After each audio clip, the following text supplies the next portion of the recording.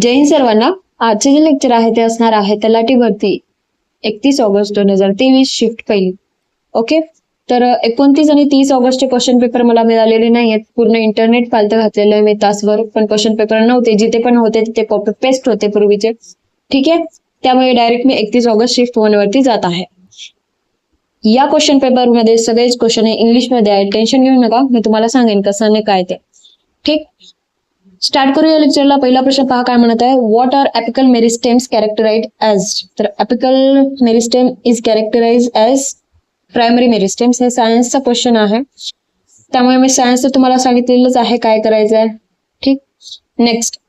According to the citizenship amendment act 2005, which two countries citizens were excluded for registration as the overseas citizen of India. Question पाहू नका, उत्तर पाहू नका. Citizenship पहा काय नेमकं म्हणत आहे. सिटीजनशिप म्हणजेच काय, नागरिकत्व. त्यालाच इंग्लिशमध्ये सिटीजनशिप म्हणतात. मी सिटीजनशिपचे तुम्हाला आर्टिकल शिकवलेले आहेत. राहिलेत काय तर कायदे राहिलेत ते आता घेऊन टाकतो. ठीक आहे, म्हणजे तुमचा सिटीजनशिपचा टॉपिकच संपून जाईल. पहा, सिटीजनशिप मध्ये 1955 ला पहिला कायदा आलेला. काय कायदा होता की नागरिकत्व हे कसं मिळवायचं आणि कसं गमावलं जाऊ शकतं हे त्यामध्ये होता. ठीक, बेसिक असा कायदा होता, बाकी काय नाही. 1986 मध्ये अजून एक कायदा आला, इम्पॉर्टंट नाहीये पण काय माहिती ते देऊ शकतात त्यामुळे सांगत आहे. जन्माने मिळणारे नागरिकत्व कठोर करून टाकलं त्यांनी. म्हणजे नेमकं काय, आता समजा एखादा मूल जन्मला असेल तर त्याच्या आई वडिलांमध्ये कोणीतरी एक व्यक्ती म्हणजे आई किंवा वडील हे भारतीय असणं गरजेचं आहे.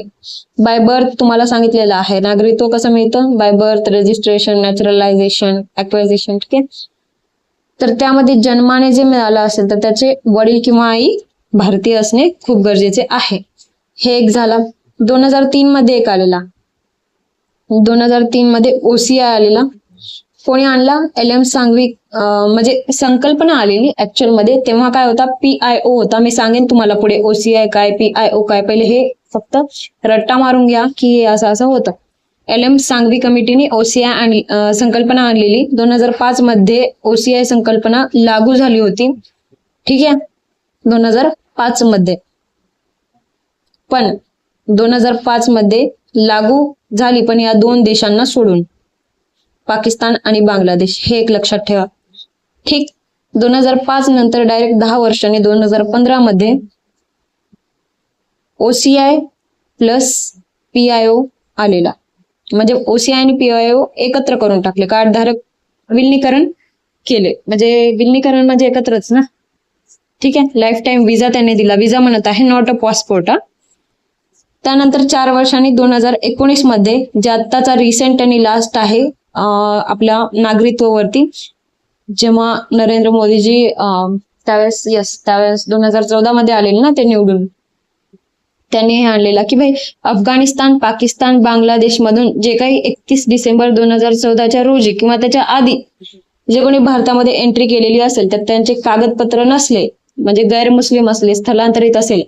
गैरमुस्लिम म्हणजे नेमकं कोण, हिंदू, काय म्हणतात, हिंदू, सिख, बुद्धिस्ट, पारसी आणि आय थिंक सो जैन और ख्रिश्चन. ठीक आहे, हे जे आहेत हे गैरमुस्लिम आहेत. त्यांना असं व्यवस्थित नागरिकत्व मिळावं त्यासाठी हा कायदा त्यांनी आणलेला आहे 2014च्या 31 ऑक्टोबर 2014च्या अगोदर आणि नंतरचं. ठीक आहे, जे कोणी आपल्या भारतामध्ये घुसखोरी किंवा आले असतील त्यांच्याबद्दलचा होता. आता OCI, PIO आणि NRI ही संकल्पना लक्ष द्या. काय म्हणत आहे, OCI जे आहे overseas citizenship of India. Alia Bhatt माहिती आहे आपली तुम्हाला. आपली कशासाठी, तर रणबीर कपूरची आहे सॉरी. तर OCI धारक आहे ती नेमकी कुठली नागरिक आहे, ती आहे ब्रिटनची नागरिक. ब्रिटनची Alia Bhatt. B for Bhatt, B for Britain. आणि आपण नागरिकत्व ही संकल्पना कुठून आणलेली आहे, ब्रिटन मधून आपण आणलेली आहे. आलिया भटमुळे आणलेली आहे का, तर नाही. बस मी तुम्हाला लक्षात ठेवण्यासाठी म्हणा. आता आलिया भट जे आहे ना OCI कार्ड धारक आहे, ती भारताची नागरिक नाही. आपल्या भारताचा नियम काय आहे, तुम्ही भारताचे नागरिक असाल तर भारताचेच राहा.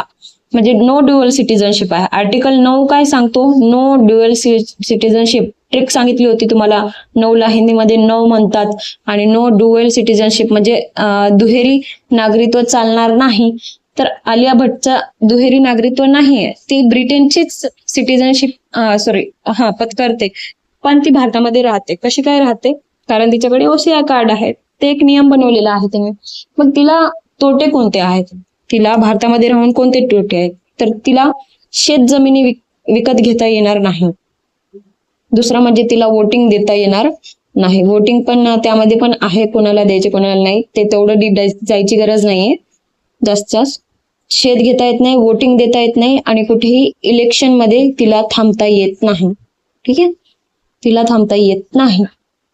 म्हणजे OCI कार्ड धारक हे आपल्या भारताचे नसतात, ते बाहेरून आलेले असतात, पण त्यांना लाईफ टाईम भारतात राहण्यासाठी OCI पकडून चालायला लागतं. ठीक आहे, समजलं तुम्हाला? हे झालं OCI. PIO काय आहे? Person of India origin. Actually हे व्यक्ती इंडियाचाच आहे, पण म्हणजे ह्या व्यक्तीचे आजी आजोबा इंडियामध्ये राहत होते आणि हा व्यक्ती कुठेतरी बाहेर गेला किंवा वंशावळ इथेच राहून गेली, अशा टाईपचे लोक person of India origin. Origin कुठला आहे? आता फॉर एक्झाम्पल कोणाचा ऋषी सुनक कुठला आहे? अरे ऋषी सुनक कुठले आहेत? हे काहीतरी आहेत ना, ते राष्ट्रपती आहेत का? मला तेवढं लक्षात नाहीये. तर ते पर्सन ऑफ इंडिया ओरिजिन आहे, पण बाहेर देशाचे कुठले तरी ते पॉलिटिशियन आहेत ना. ठीक आहे, त्याला म्हणतात PIO.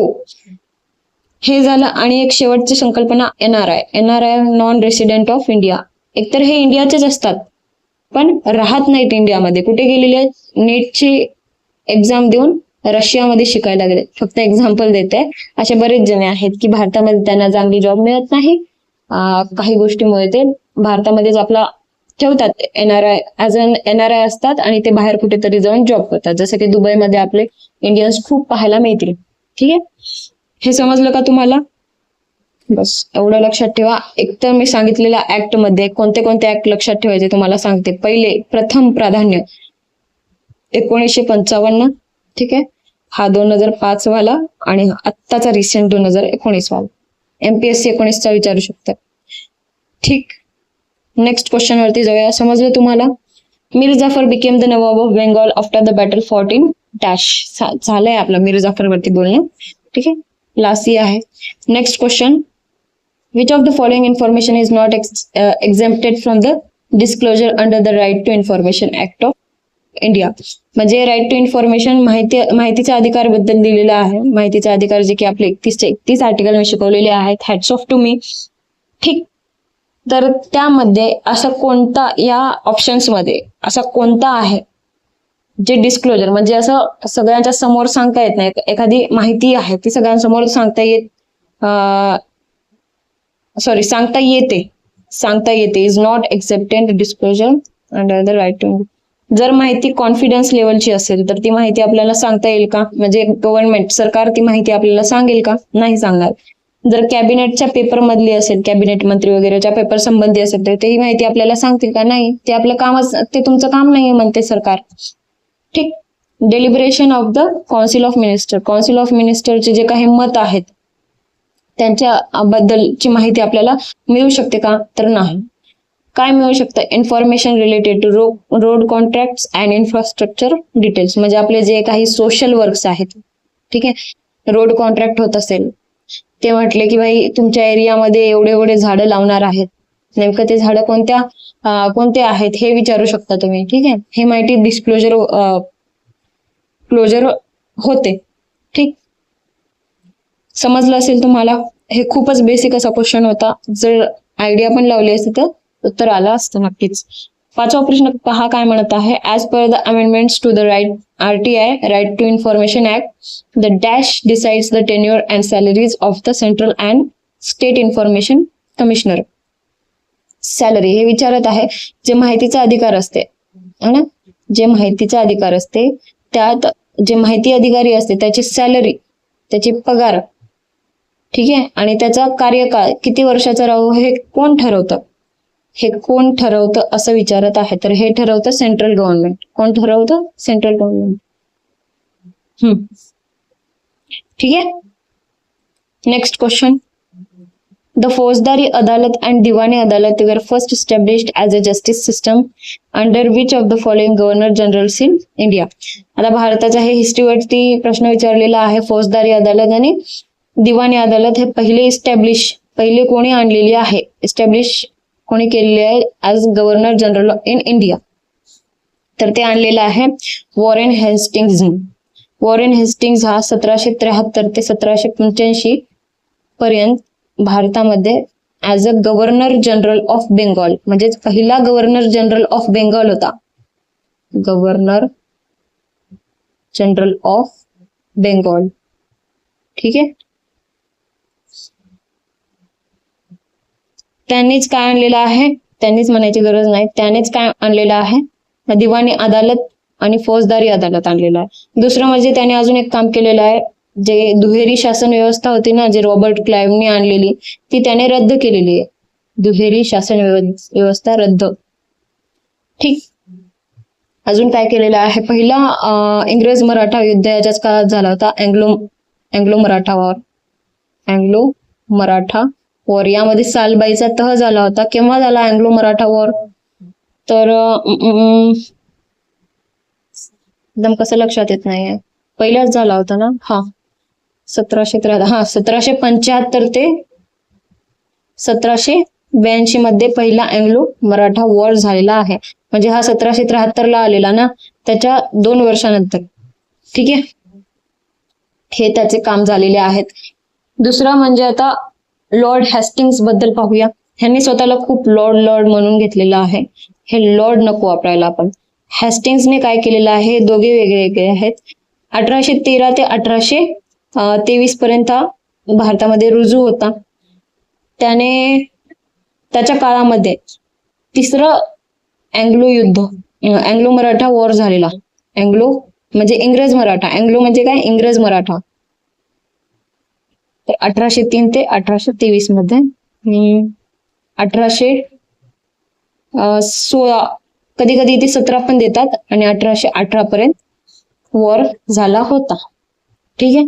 सोबतच अँग्लो नेपाळ पण वॉर झाला होता. सगवलीचा काहीतरी तह झाला होता. Not so important. आपल्यासाठी काय इम्पॉर्टंट आहे, एक त्याने तिसरा अँग्लो मराठा वॉर झाला त्याच्या काळामध्ये, आणि त्याचा कार्यकाळ एक लक्षात ठेवा. आणि एक दुसरं म्हणजे याने पिंडारी बंदोबस्त नायनाट केला. पिंडारींचा बंदोबस्त केला. पिंडारी कोण होते, तर चोरांच्या टोळीला पिंडारी म्हणत होते त्यावेळेस. ठीक आहे. तर यांचा नायनाट केला होता. त्यांचे दुकान बंद केली होती. एक सेकंड, पाणी गेले थोडं.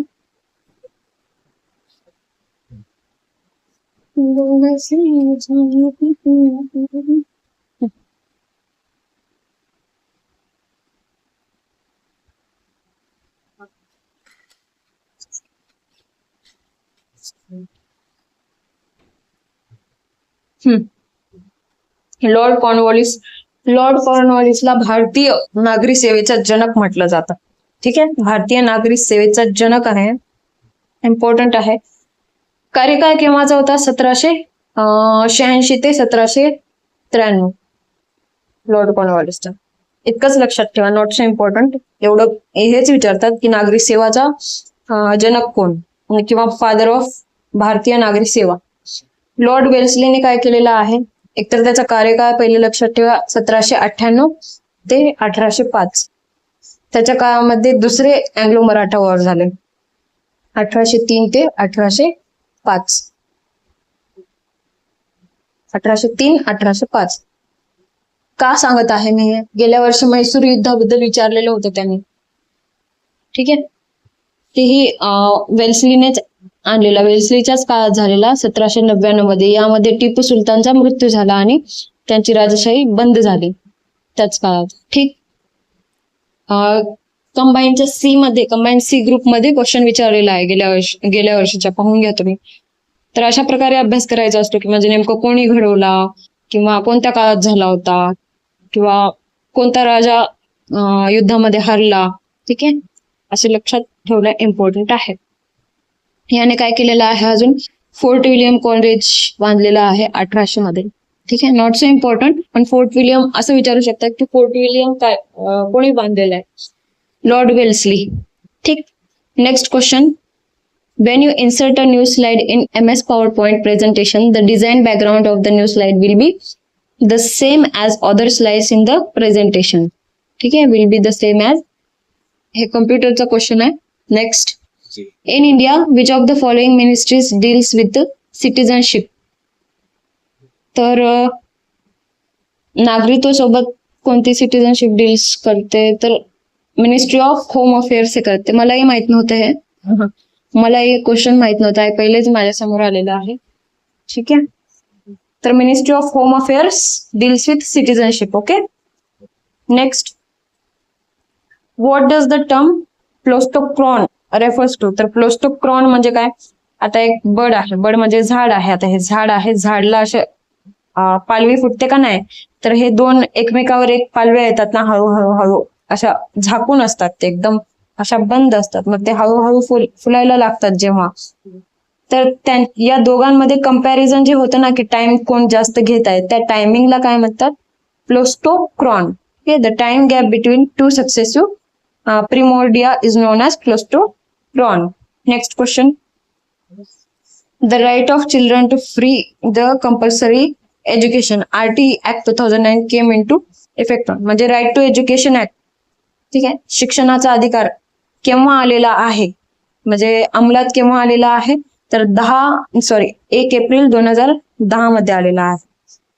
आणि 15 ऑगस्ट 2009 मध्ये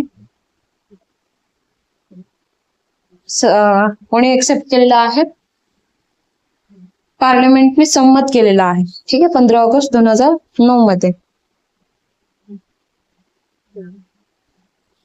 आता RT ऍक्ट किंवा राईट टू एज्युकेशन ऍक्ट काय, म्हणजे 6 वर्षापासून ते 14 वर्षाच्या मुलांना फ्री एज्युकेशन, मोफत एज्युकेशन, म्हणजे 1ली ते 8वीच्या पोरांना मोफत एज्युकेशन असणं यामध्ये आहे.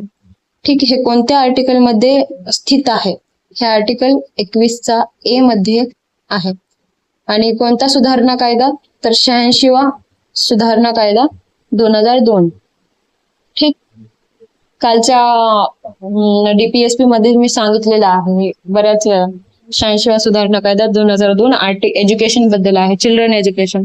विचारतात ते प्रत्येक एक्झाम मध्ये हे असतं. ठीक आहे, त्यामुळे हे काही बदलणार नाही आणि ते पाठ ठेवायचं. बदलतं काय, करंट अफेअर्स बदलतं असो. आणि EWS च्या मुलांसाठी 25% सूट. ठीक, next question, who among the following social reformers of Maharashtra was associated with Narmada बचाव आंदोलन. तर नर्मदा बचाव आंदोलन कोणी आणलेला, बाबा आमटे. बाबा आमटेंनी आनंदवन आणलेला. केव्हा आणलेला, 1949 मध्ये, जेव्हा भारत स्वतंत्र झाले त्याच्या 2 वर्षानंतर. आनंदवन कोणासाठी होतं, कुष्ठरोग आणि जे अपंग आहेत त्यांच्यासाठी. समजलं तुम्हाला इतकं. परत बाबा आमटेने अजून काय आणलेलं, लोक बिरादरी प्रकल्प आणलेला 1973 मध्ये. ठीक आहे, बस. आणि त्यांचं खरं नाव मुरलीधर आमटे हे होतं. नेक्स्ट, खरं म्हणजे हे तर टोपण नाव आहे, रिअल नेम असं म्हणू शकतात. Who among the following was the founder of the Shetkari Sanghatana and शेतकरी महिला आघाडी इन महाराष्ट्र. हे क्वेश्चन आत्ताच काल परवा PYQ मध्ये झालेला आहे. SA जोशी असा होता काहीतरी, तर SA जोशी त्यांचं उत्तर आहे. ठीक, बाकीचे जे आहेत इथे दिलेले रेसिपियंट ते not so important. Next, the HRA was setup in. HRA setup झाला 1923 मध्ये. HRA ला कोण सेटअप केलं, तर RJS लक्षात ठेवा. रसबिहारी बोस, एक सेकंड, रसबिहारी बोस, सचिंद्रनाथ सन्याल आणि जोगेश चंद्र चॅटर्जी यांनी स्टार्ट केलं 1923 मध्ये. पण 1928 मध्ये त्याचं नाव पण चेंज झाला आणि त्याचे संस्था बनवणाऱ्यांचे पण नाव चेंज झाले. कोण होते संस्था बनवणारे, आपले भगतसिंगजी.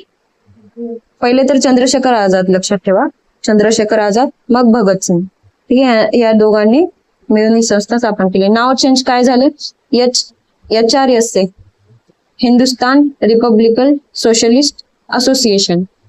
ठीक आहे, पण ही नेमकं कशामुळे संस्था स्थापन झाली होती, तर गांधीजींनी काय केलं होतं, चौरी चौरा जेव्हा संघटना झाली, चौरी चौराचा मॅटर झाला होता. काय मॅटर होता, जमाव होता, एक लोकांचा जमाव होता, त्या जमावाने पोलीस स्टेशनला आग लावली होती. त्याच्यामध्ये ना 22 जण मृत्यू पावले. आणि लक्षात कसं झालं ठेवायचं की चौरी चोरा इन्सिडेंट म्हणतात त्याला, ते 1922 मध्येच झाला होता आणि 22 पोलीस डेथ झाले, असं लक्षात ठेवा.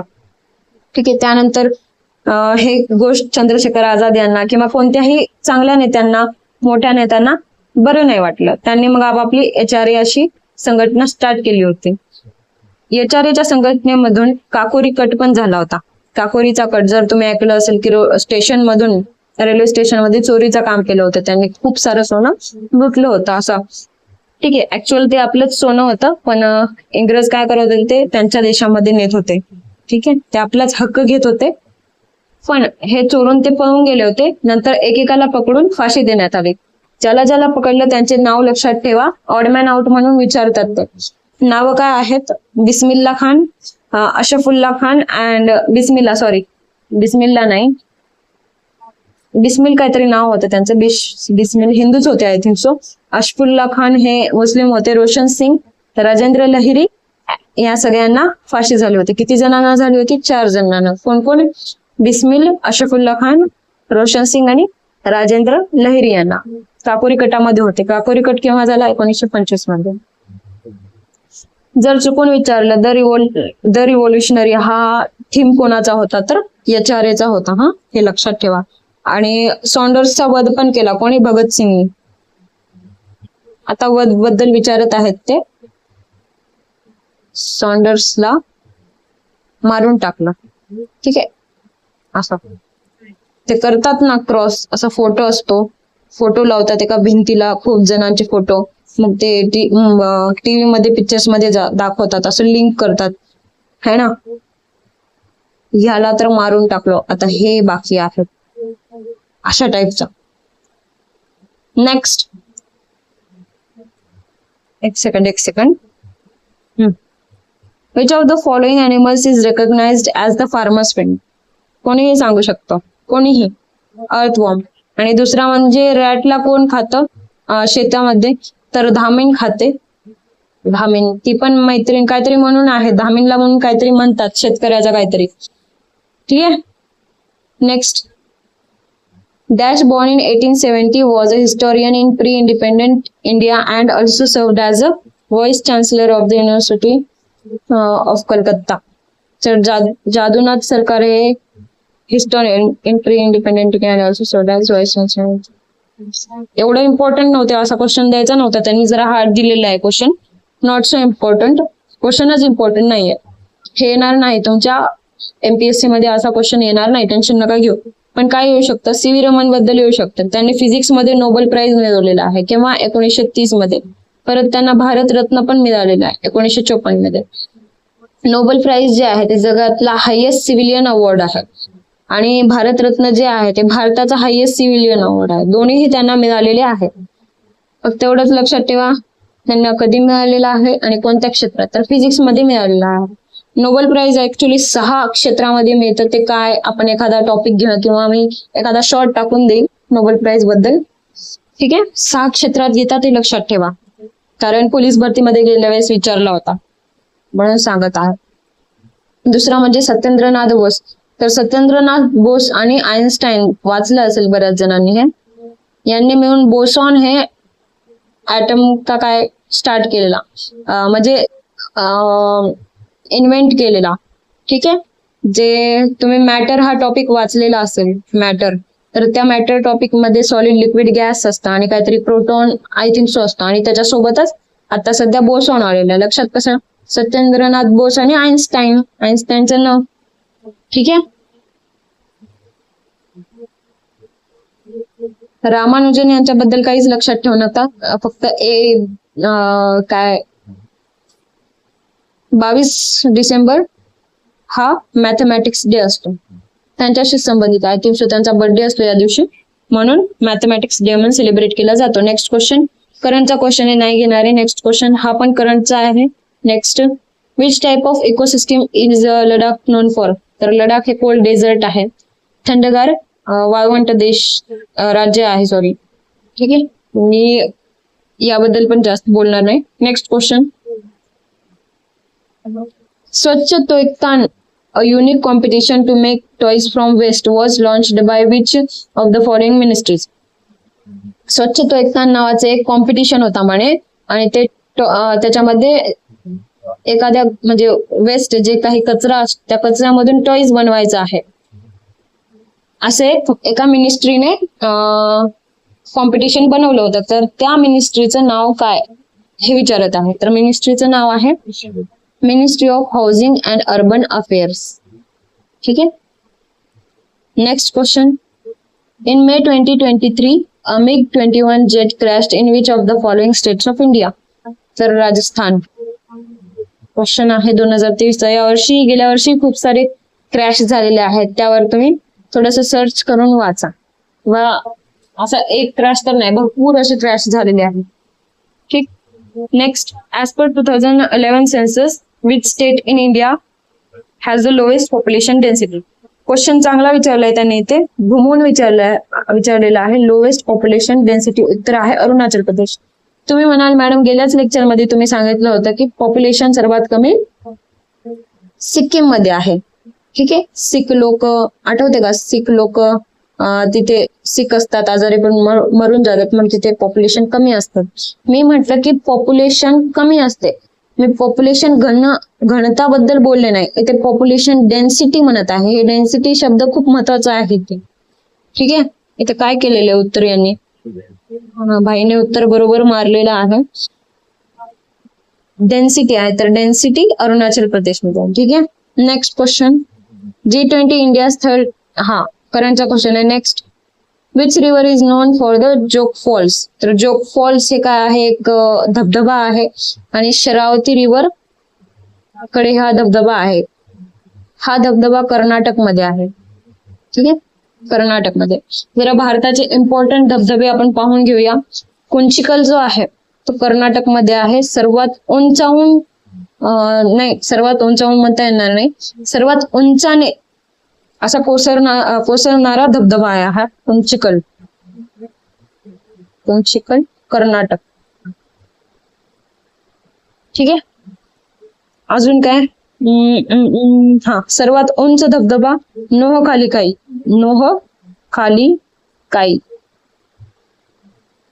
मेघालयामध्ये आहे. मेघालय आपला मेघालय सर्वात उंच धबधबा आहे. ठीक आहे. दूधसागर एक लक्षात ठेवा, आपण मोबाईल मध्ये खूप वेळा पाहिलेला आहे दूधसागर. शॉर्ट्स किंवा मी तर इंस्टाग्राम यूज करत नाही, शॉर्ट और रील्स मध्ये गोवा मध्ये पाहायला मिळेल, मांडवी नदीच्या ठिकाणी. कारण यावरती SSC मध्ये क्वेश्चन आला होता, मांडवी नदी वरती. ठीक आहे. अजून धुवाधार एक लक्षात ठेवा, MP मध्ये आहे धुवाधार, MP. ठीक आहे. आणि अथिरपिल्ली एक लक्षात ठेवा, अथिरपिल्ली हे केरळ मध्ये आहे. ठीक आहे. अथिरपिल्ली कसं लक्षात ठेवायचं? अथिरपिल्ली. आता समजा हा आहे ना, हा ATHARPILLI. जेव्हा पण एखादा शब्द असा DL, BB, D काही असा डबल चिटकून असेल ना, जर असं साऊथ इंडियन आपल्याला ऍक्सेंट मिळत असेल तर एकतर ते केरळ असणार उत्तर किंवा ते तमिळनाडू असणार. ठीक आहे. ते एक लक्षात ठेवा, कायम लक्षात ठेवा. एखादी वेळेस तुम्हाला उत्तर आलं नाही तर या प्रकारे तुम्ही सोडवू शकता म्हणून सांगत आहे. आणि जगातील सर्वात मोठा वॉटरफॉल म्हटलं तर कोणता? एंजल्स, जे व्हेनेझुएला मध्ये आहे. ठीक. नेक्स्ट. करंटचा क्वेश्चन आहे, फायनल क्वेश्चन हा पण करंटचा आहे. ठीक आहे.